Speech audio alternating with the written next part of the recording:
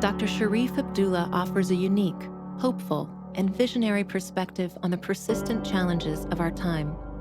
His perspective is shaped by his urban upbringing of poverty and violence, his Ivy League education, and his work with impacted communities in America and in 45 countries around the world. His spiritual outlook is rooted in the consciousness of dozens of religions, faith traditions, and spiritual practices. Sharif offers this unique viewpoint, helping us chart a course that explains where we've been, where we are now, and how we get to a positive future that works for all living beings. Hello, Sharif here. And today we're going to have the second part of the video that we shot yesterday. And this has to do with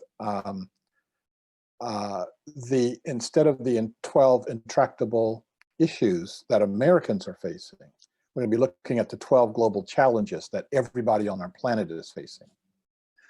Before I show this, a few things. First of all, it's a slightly different format so that I can share my screen. I hope that doesn't cause anyone any problems. Number two, if you're accessing this by podcast, I'm going to read everything that's on the screen, so you're not going to miss anything. And number three, I think we really have to start focusing on what's happening to our entire planet. Instead of focusing on things that are just happening to me, we have to develop both the consciousness and the compassion that says, if it's happening to our global human family or our global living family, it's something that's actually happening to all of us, and all of us need to be concerned about that. Last point is, this is the 12 Global Challenges I did as a 2-hour webinar. And that webinar is actually available on the Commonway channel. And if I remember, I will try to put a link down in the comment section below so that you can have the experience of that if you wish it. So shorter than 2 hours, I'm gonna condense that down to about 10 minutes now. And right now we're going to go to the 12 global challenges. So the first of our 12 global challenges is looking at the issue of security. All around the world, people are insecure. People are making each other insecure and trying to get security for themselves. We need to stop that.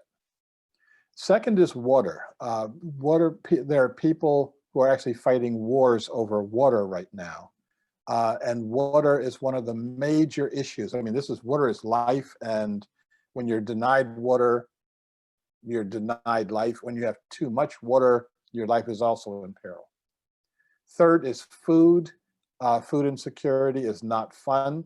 For most Americans, we got way too much of it and we're way too overstuffed. For the rest of the world, they have way too little of it, and there are consequences from that. The third part is energy.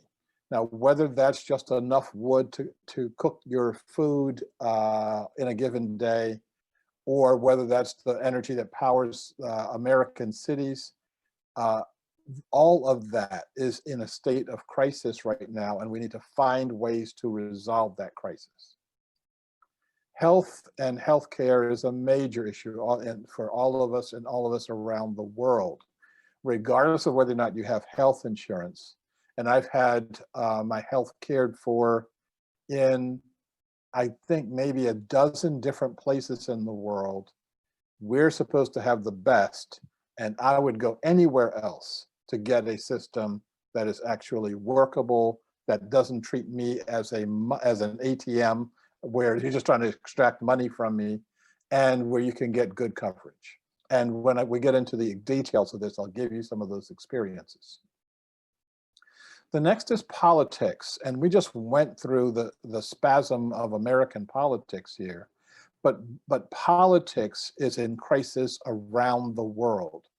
People around the world feel that the systems that they're living in do not express their highest goals or their highest aspirations, and that needs to change.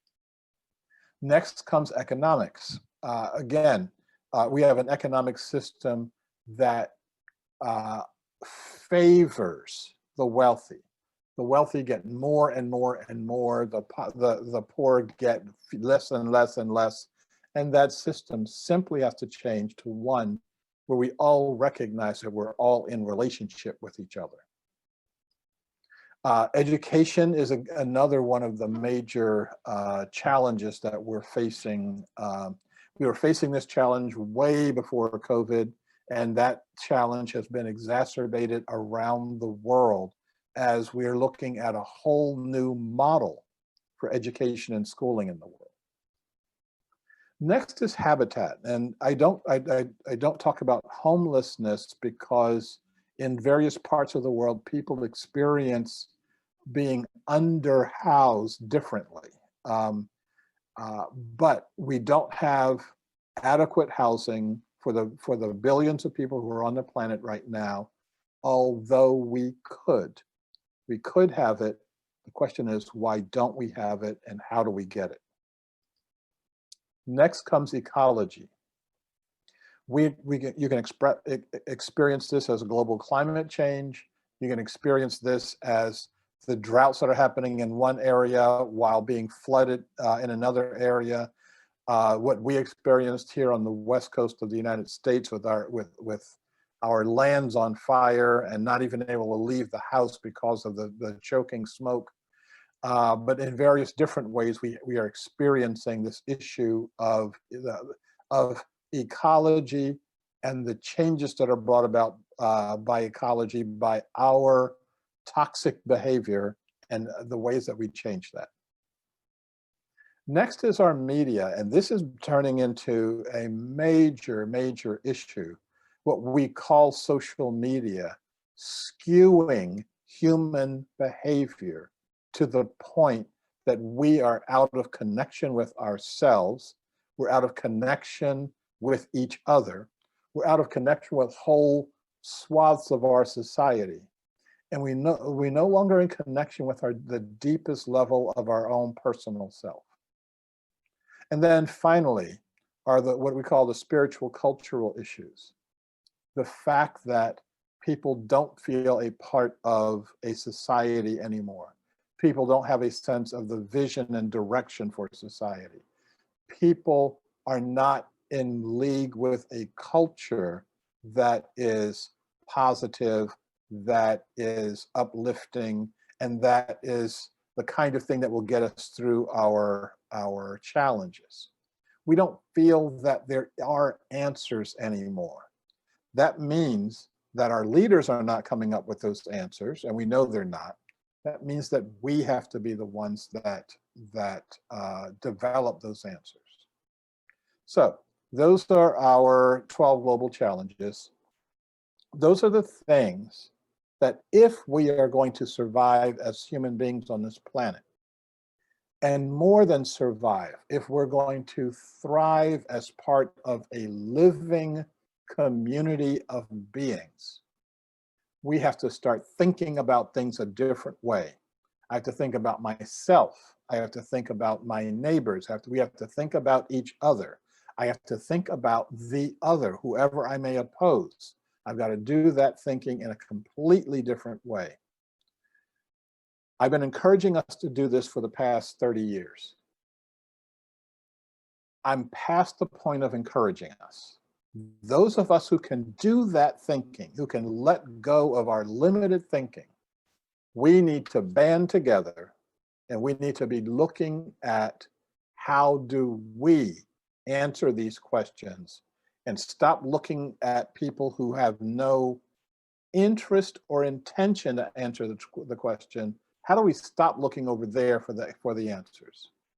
I think that the answers are right in front of us. I think by answering the questions and by working toward these answers, we're going to wind up with a fundamentally new, different, and actually uplifting society. And I'm looking forward to working with each of you as we work this out together. Thank you. You are invited to participate in the discussions and activities that will define a positive future for all.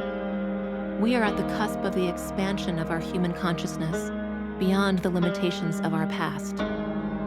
Together, we can envision a world that embraces our human potential. Together, we can create a world that can truly work for all living beings.